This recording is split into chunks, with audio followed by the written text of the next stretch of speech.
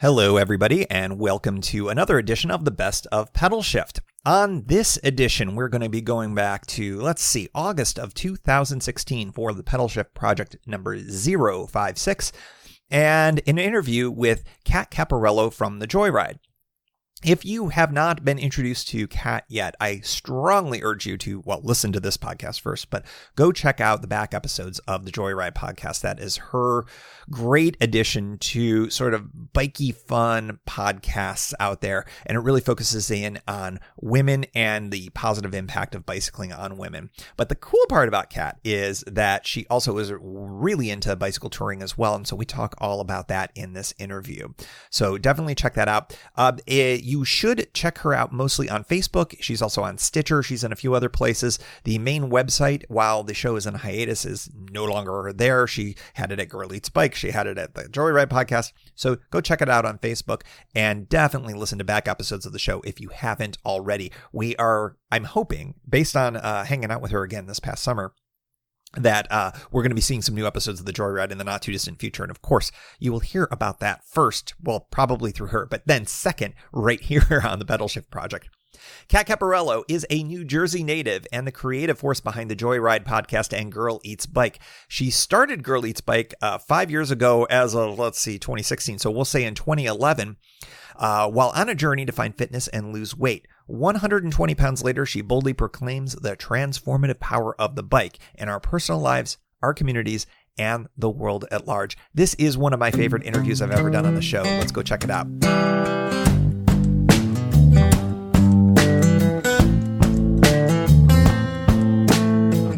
Hi, Cat, and welcome to the Pedalshift project. Hey, Tim. Thanks for having me. I am so happy to have you here. I cannot remember exactly how I stumbled upon your show, which is the Joyride, and I've encouraged the listeners of the Pedalshift project to listen to it before, but I'm doing it again. I really dig the show. I like what you're bringing. I love the fact that we're getting all these cool voices in bike touring, outside of bike touring. It's just awesome. So I just wanted to say thank you for making the show and for sharing all these great voices with us. Oh, that's awesome. Thanks so much for saying that. I really appreciate it. Absolutely. And I also know that you're into bicycle touring as well, which is a big reason why I wanted to invite you on the show so that we could kind of talk about your story and kind of what your take is on bicycle touring, because it's just such a fun thing, and I love to hear other people. And one of the pieces of feedback I get is, hey, you know what? You should probably invite other people on your show from time to time. So boom, here you are. So I'm curious, what got you, in the questions that I sent you beforehand, I was thinking sort of comic booky, origin stories are a big thing in superhero comic books of my childhood and not so much childhood.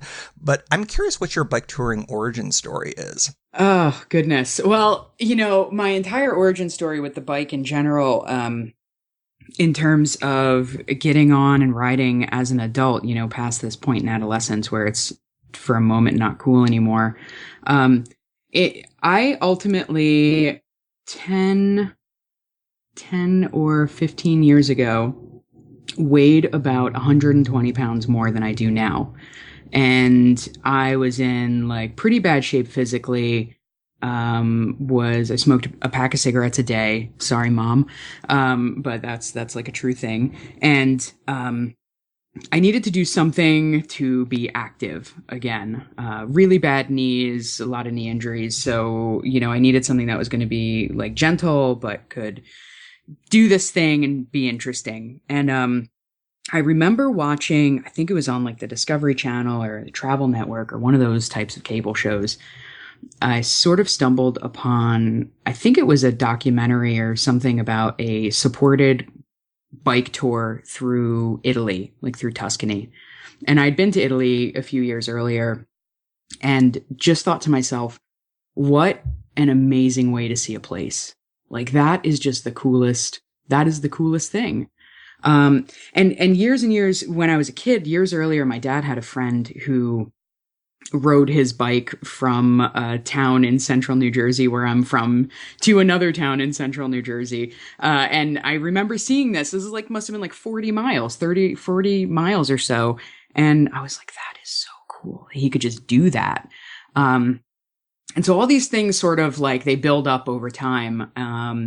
I start getting on the bike, and I sort of discover through a process of Googling and finding different things to, see how I could learn to lose weight while riding a bike. I stumble across a lot of different resources. And this is where things like really start to come together. And I realize you can combine camping, which I'm a total camping gear nerd, which is one of the things I really love about Pedalshift, is that you explore that stuff like, into minutia. I appreciate that. I really do like that. I was like, freezer bag cooking. Oh, yeah. At some point, my camping gear nerd intersected with my map nerd, and and the bicycle is just something that like really fits me. It fits my body, my body type and my physicality. And this is sort of like where it started. That's where the interest in it started. And a friend of mine over dinner years ago said, I've always wanted to do one of these things where you like go away for the weekend on a bike and you go camping. I don't remember if she called it bike touring or bike camping or whatever at that point. But she kind of said this casually, and we were at dinner with maybe 10 or 12 friends. And I looked at her and I was like, don't mess with me, because this is something that I will actually we're going to do this thing now. So that was my first bike camping experience, a short tour. I've only done short weekend things. And that was from central New Jersey down to Cape May. Oh, nice. I called it Midway to Cape May because there's a High Point to Cape May ride that we knew neither of us were physically capable of pulling off at that point in time. But we started at central, at this point in central New Jersey, and did a 2-day ride down to the Cape May Lighthouse and dramatically held our very heavy hybrid bikes over our heads, which I didn't realize how light bikes actually can be or should be. They're very heavy. I was like, I don't know how people do this. But it was great. It was a lot of fun, and I learned a lot even on that first ride. But I got bit, I got bit by the bug, and I am just kind of always trying to figure out ways that I can squeeze more time out so that I can maybe do something longer than a weekend. That's awesome. I think that a lot of people who aren't familiar with New Jersey don't realize that there is a lot to New Jersey that is past the stereotypes, and how beautiful the Garden State truly can be in a lot of places. And I never considered doing a bike tour in South Jersey like that, but I do know the Cape May area is just gorgeous. There's actually a dog beach that's not very far from there that we take our dogs to periodically if we're kind of coming and going in the general vicinity. And there's great bike lanes, and there's great infrastructure in at least that part. So I was like, oh, this would be a good place to go sometime. So it's awesome to hear that was sort of your beginning. Yeah, it definitely was. But there's not much there. They're missing out. They're totally missing out on the bike tourism economy.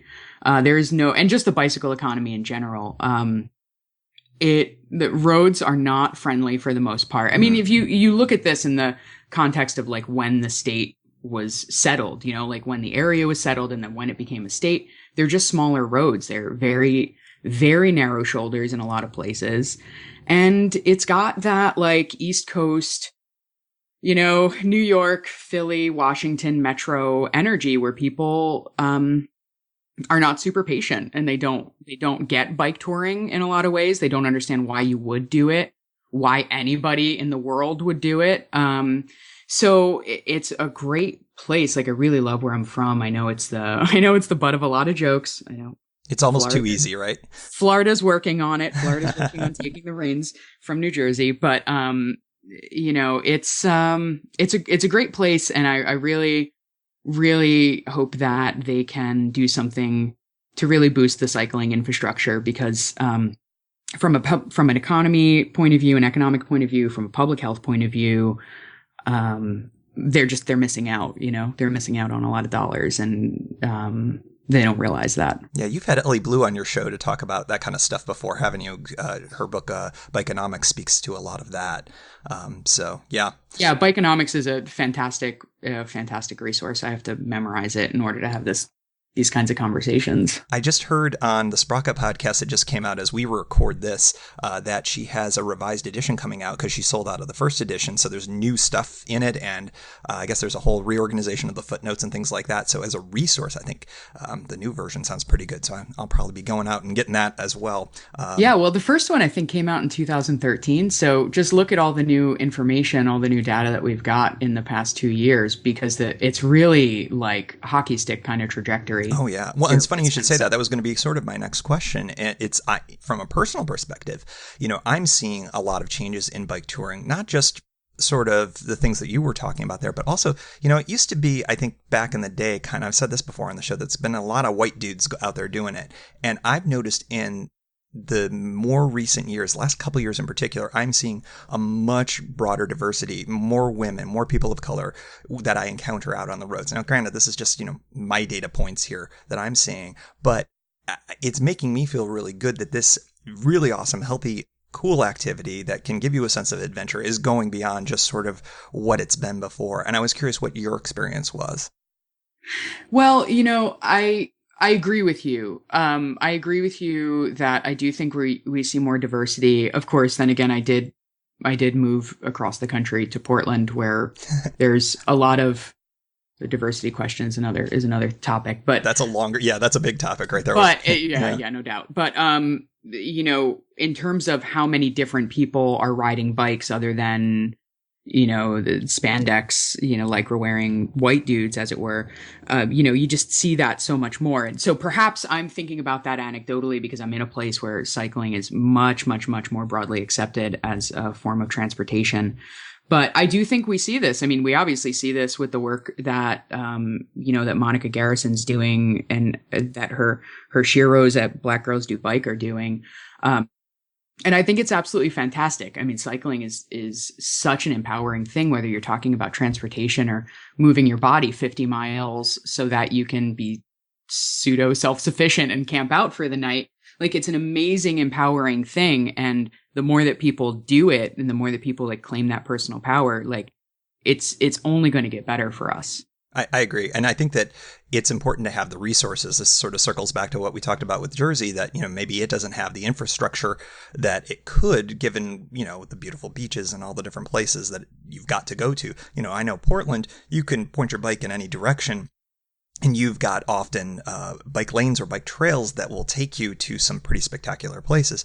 DC, we've got sort of the same thing with the CNO Trail alone. And there are other options as well, kind of the Atlantic bike route, and you've got the Pacific coastal bike route, and a lot of other bike routes that go through the Portland area. So having those resources and then sort of that intersection of bike tourism, that makes such a big difference versus being in a place like, let me just pick on a city, Dallas, for instance, where the infrastructure is practically non-existent, and you sort of have to do it differently to be able to sort of choose your own adventure with it all.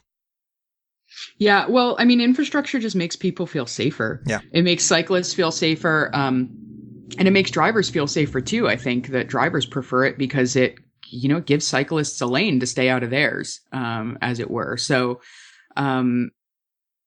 I just think it's smart. And the Bikeonomics, Ellie Blue points out a lot of the return on investment and those sorts of things. Granted, that said, and I love that there's so many cities that are sort of competing for this, America's bicycling city, or whatever that league of, whatever the official moniker is. I love that these towns are really pushing themselves to keep growing and keep developing. The advances you see in New York, the advances you've seen in Minneapolis and Pittsburgh. Let me throw DC in there because this city, DC, you guys just took that, right? Pretty much. Take the top on that? It's remarkable. I moved here right at the beginning of January in 2001. And the difference between then and now, and I came from Portland, so, I'm coming from a city that was about ready to just blow up in terms of bicycling infrastructure, and it was important, to a place where it was sort of there's a couple of bike trails, but everybody uses it just for fitness. to where it is now, where it's usually mentioned with Minneapolis and Portland in the top 3 in some lists. Yeah. It's kind of amazing. And it's great to see because, frankly, it's easier to get around this town on bike than metro, certainly these days. And driving is just a disaster. So, I mean, it's amazing how a little bit of infrastructure changes can make such a big difference for all the reasons that you talked about. It's true. And I do think that there's still a lot of like inequity in distribution in that. Yes, for sure. There's, because there are lots of places where these trails don't go and there aren't bike shops. There's like the bike shop desert. So you can have, you can get some people access to bikes, but if they break down, how do they get them fixed if they don't have the mechanical skills or the tools? So I think that that's sort of this next wave, at least as far as I'm noticing, and I'm not a transportation expert by any means, but that's what I'm noticing is the next wave of advocacy, which is, okay, great. We've done some good things. People are starting to kind of like buy into the bike thing. How do we make it equitable for all of the communities? Because we live in these diverse tapestries of metro areas. How do we make it so that everybody has access? Yeah, here. I like that. I want to go back to bicycle touring sort of itself and Please. Sort of your vibe. And I'm curious, and it sounds like in your first tour, you rode with another person. Do you prefer riding solo or with a group? And it sounds like that you're more of a load your bike up and go type of a thing versus having a supported ride. I'm just curious, what's sort of your preferences with bicycle touring? Yeah. Well, my personal preference is I'm an introvert. I like having time alone. And this is, riding a bike is like moving meditation for me, and it's just really helpful. So I prefer solo touring. However, I think that there are advantages to going with a group. I just went out 2 weeks ago, on a group of bike camping weekend thing with a group here in Portland. And I find it, as an introvert, I'm kind of like sometimes challenged by large groups. So I like being able to kind of like dip in and then dip back out again. Sure. But, I had to ride out there on that weekend alone because I left later than the group was leaving because of my work situation. And, I noticed that like the ride back was so much more fun when I returned back with the group. It was a lot more fun than my solo ride out there. So, I'm noticing maybe that's starting to shift for me a little bit. Maybe I'm starting to be a little more open to going with groups, but I like the alone time. I like being able to set my own pace, not having to worry about the dynamics with other riders. But I think that there is a place, especially for beginners. I think that there is a place for going, with one or two friends or going with a group that is specifically meant to support beginners. Also, yes, I do prefer unsupported.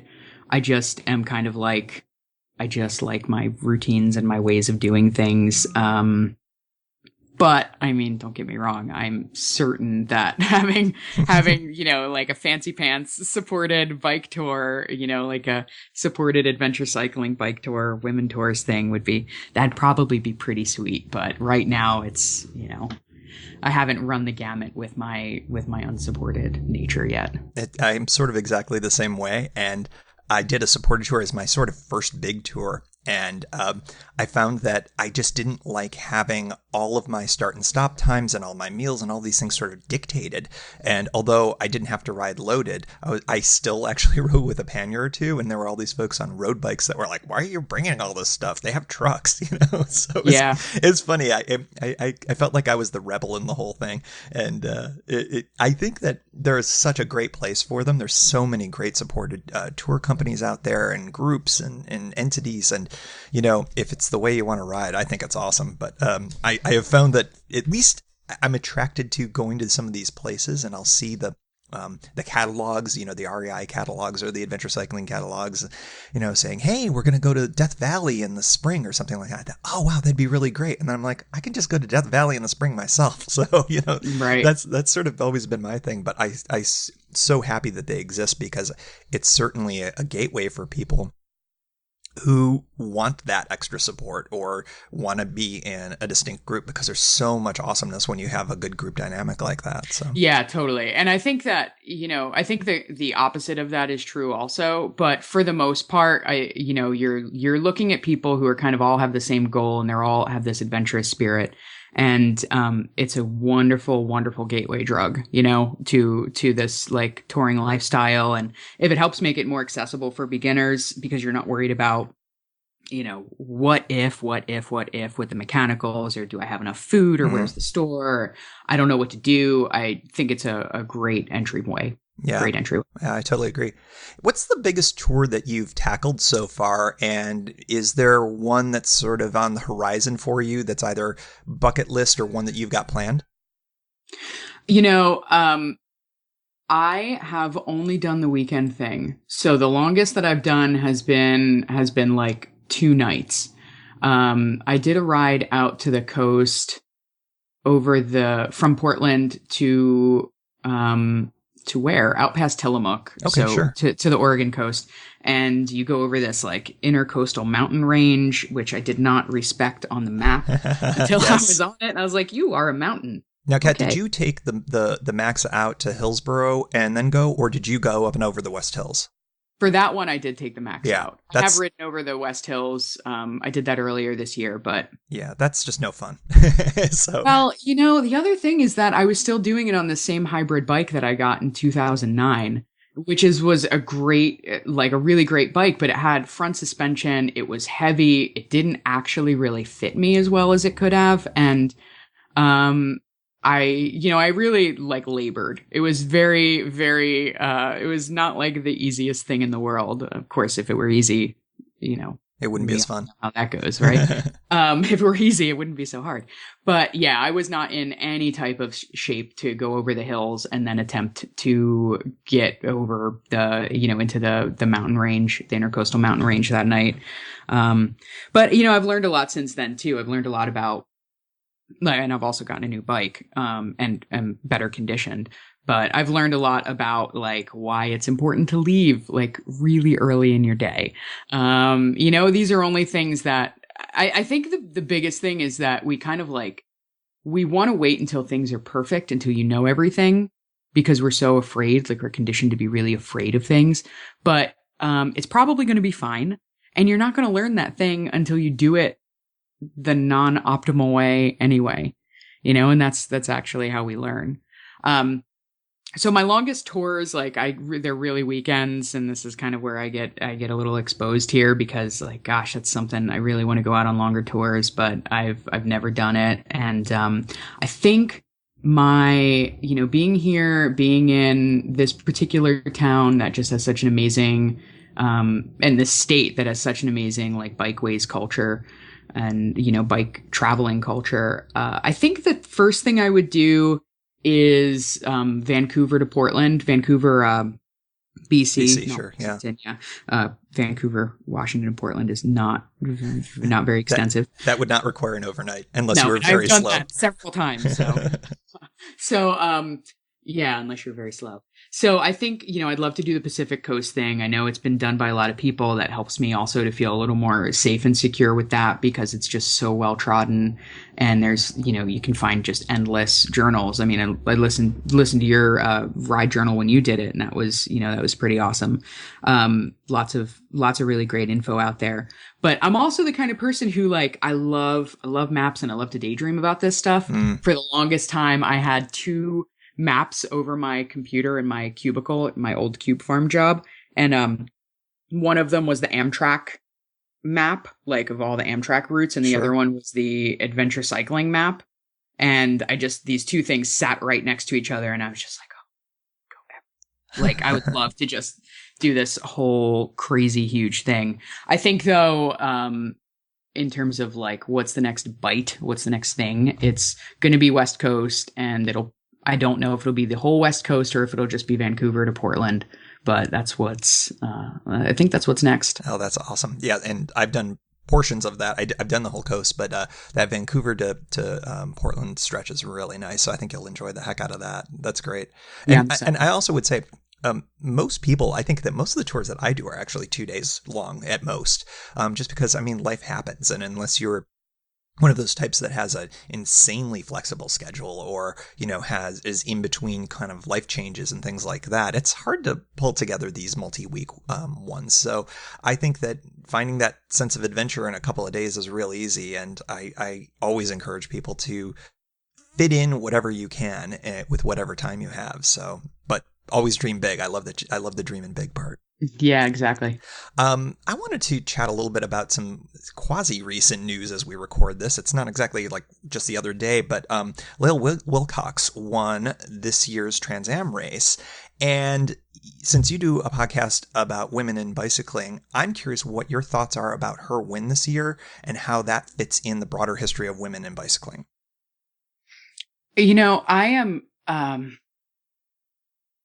I am so excited and encouraged by what we've seen, these drastic changes that we've seen over the past, 5 years, 2 years, 1 year, 6 months in terms of the women's cycling movement. And what Lael Wilcox did essentially with being, with winning the Trans Am race, not just winning in the female category, as a woman. Straight up winning. Yeah, just like won. Yeah. I just think it's fantastic because there's the headline, right? Like that's what we know. That's like the top thing, even if you just kind of like consume the headline about it, that's pretty cool.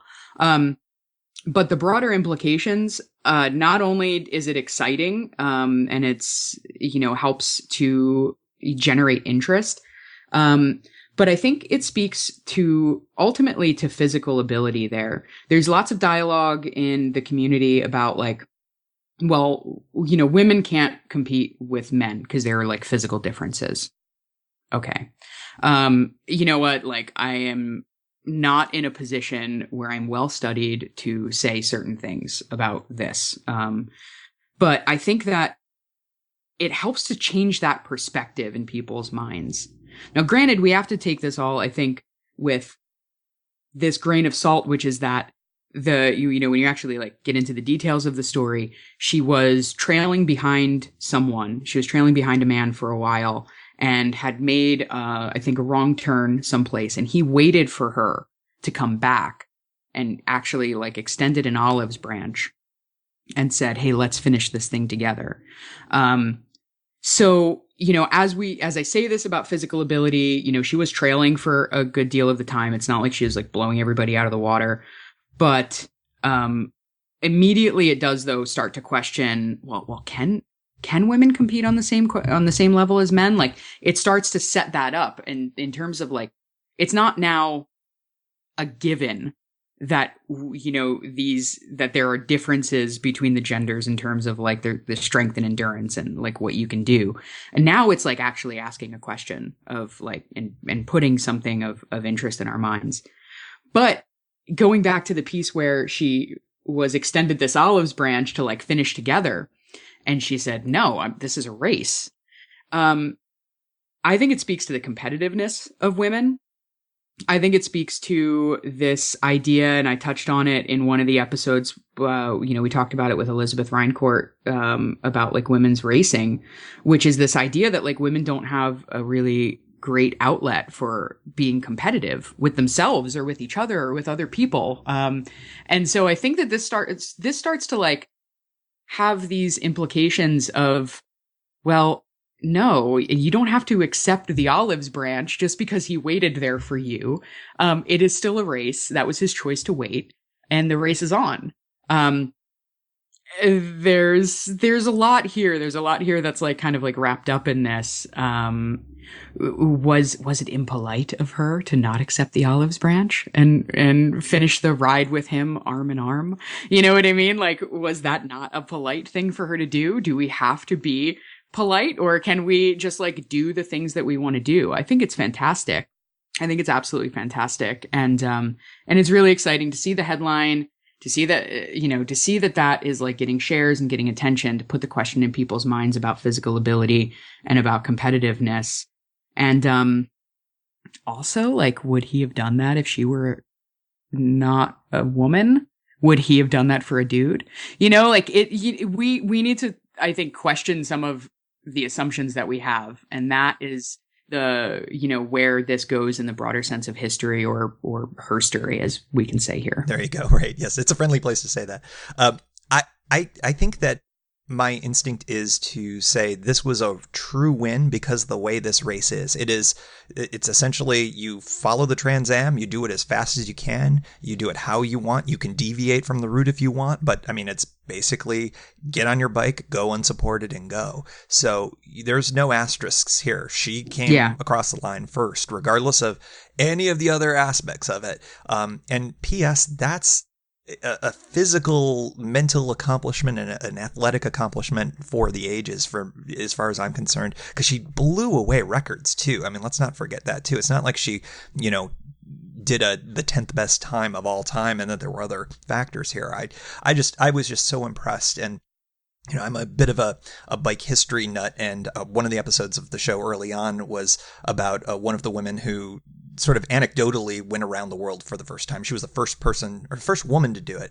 Annie Londonderry. I don't know if you've ever crossed paths with that story before, but that's become a piece of bike legend and bike lore. And I'm feeling like that Lael Wilcox may be mentioned in the same breath as her, as history starts to be written more. And that I think is really exciting. It was really such a great thing to witness and see, watch the dots, and all that other kind of stuff. It was just really cool to see as it was happening. That's awesome. Yeah. I wanted to wrap up the show by asking you a question about the thing that you often wrap your show up with, and that is a quote by Anais Nin, the great writer of, I guess that we'll call it the early 20th century. And the quote is, "Life shrinks or expands in proportion to one's courage," which is just such a great line. And I think it speaks to so much to what a sense of adventure can do for one's life. And I'm curious, sort of, what's the most courageous thing that you've done, and how's that expanded your life? And was that sort of the thing that you're touching on when you say this quote at the end of every show?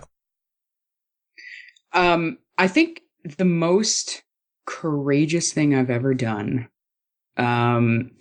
in this, I'll kind of keep it within this context, is that I moved across the country. Just not like people, people do that. Some people do it multiple times. Some people do it by bike, I guess. Oh, yeah. But, but for me, anyway, moving across the country was a big deal. And my partner at the time, now wife, what we did was we basically sold a lot of our stuff and bought an RV and did this long, crazy RV trip across the country. So essentially houseless for 8 weeks while we were on the road, and longer if you include after we landed in Portland. But yeah, decided to move to Portland and sold a bunch of stuff and bought an RV and traveled across the country in this really kind of ridiculous fashion. Sounds like fun to me, actually, but it was, it was great. We learned so much. We learned so much about the country. We learned so much about ourselves and about each other. And it was a really fantastic journey. It was challenging at times because we both worked while we did this, which I do not recommend. If you want to do this thing, do it. Don't wait until you're retired. Don't wait until you have the time in some distant, far off future. Because nothing in life is guaranteed. You're not guaranteed to get to retirement. So live your life now. And that was kind of the impetus for this. Cause we talked about that. Well, later. It's well, what if there's no later, and it's expanded my life because frankly, this town's amazing. It's helped to shape a lot of who I've become over the past 2.5 years since I've been here. And it doesn't sound like a long period of time, but it's been very rich in my development, very, very rich. So, some of these things are you don't know what you're going to get out of it until you just have the courage to try something new. And that quote has been a favorite of mine. It's been a touchstone of mine for years because I just think it's so true. No matter what it is that you're talking about, whether you're talking about some physical fitness regimen because, you've got a ton of weight to lose and you just want to live a healthier life, or whether you're talking about going on an adventure or trying to do a change in careers or asking someone out on a date. Like life shrinks or expands in proportion to one's courage. And if you remember that, I think it can really fuel like your desire to move forward with things. Cat, thanks so much for joining. I really dig the show, and I'm just so excited to hear more of it in the future. You've got some great stuff and great voices. So thanks so much for coming on Pedalshift. Tim, you're awesome. Thanks for doing the Pedalshift. I really appreciate it. Keep nerding out. Awesome.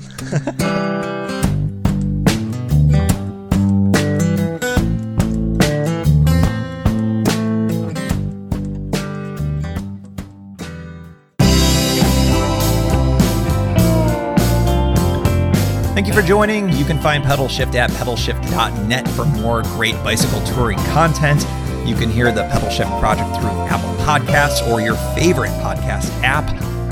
Opening music courtesy of Jason Kent off his self-titled album. The track is called America. Check out his band Sunfield's latest release, Mono Mono, wherever cool music is available.